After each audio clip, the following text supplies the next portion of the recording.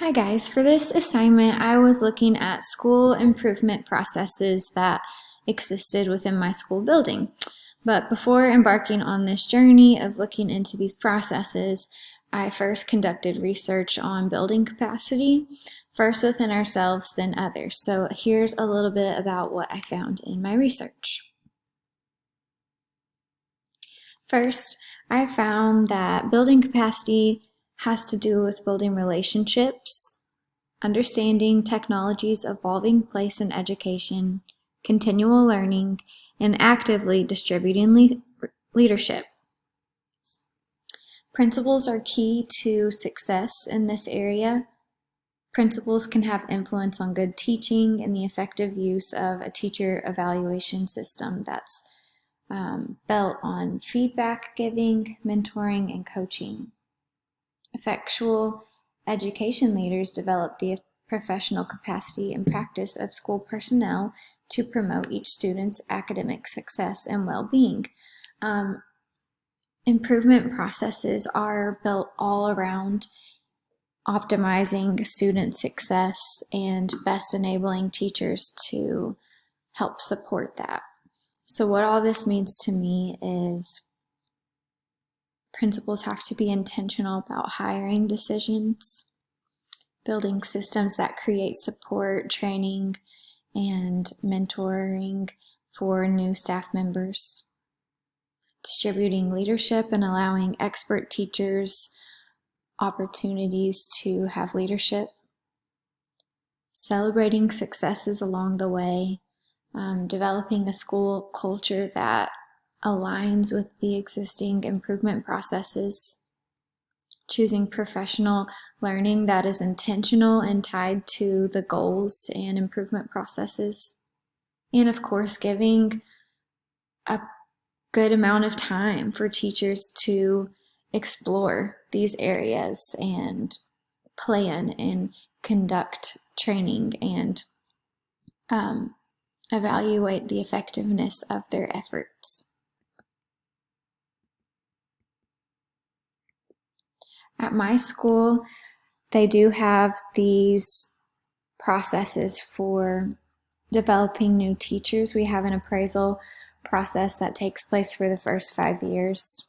There are observations, meetings with the principal, pre- and post-observation conferences where goals are set.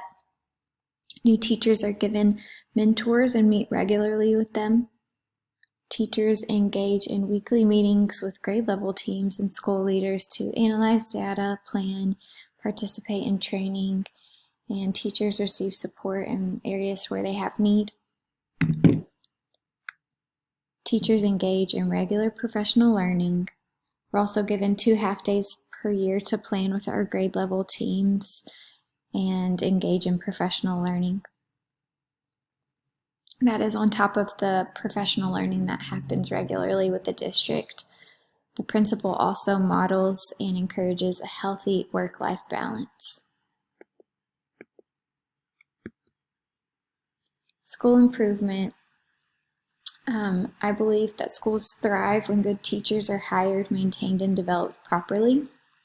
Teachers should engage in professional development that is specific to their needs and the needs of their students.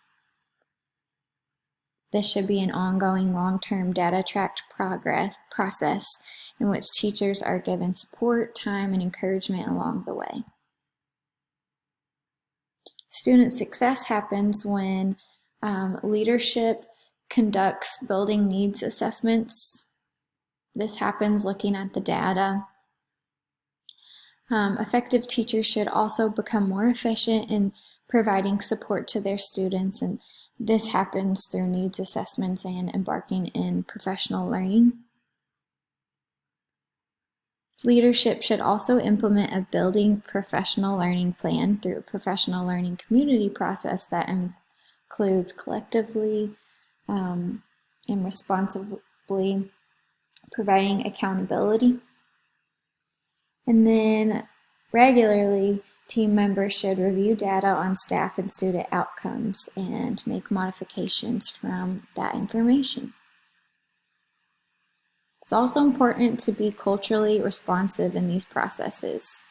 So schools should regularly look at demographic data, build teams that help make plans and execute plans that bridge gaps, continually monitor progress and make adjustments accordingly.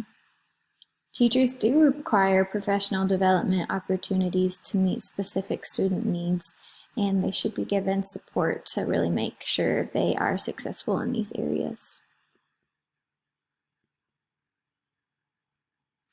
Another component of school improvement processes and building professional capacity is digital literacy. It helps the school achieve its goals. Teachers need training, exposure, and time to practice using and implementing a variety of technology.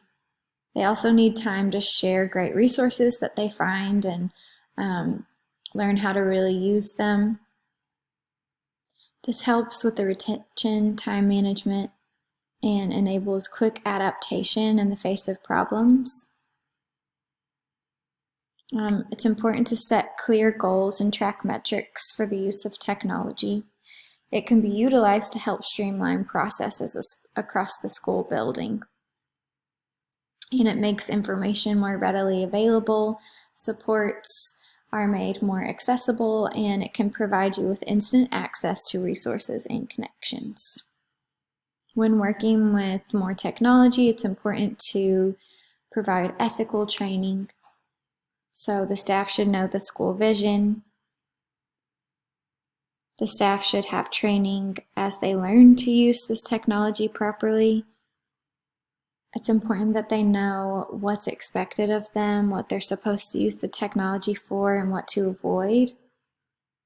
Staff members will need training on laws related to technology and education use.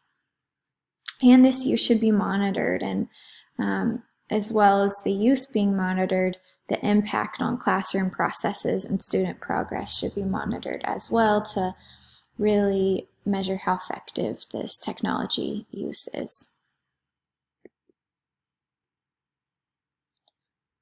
The last area I researched in building capacity with ourselves and then in others is identifying leadership capacity.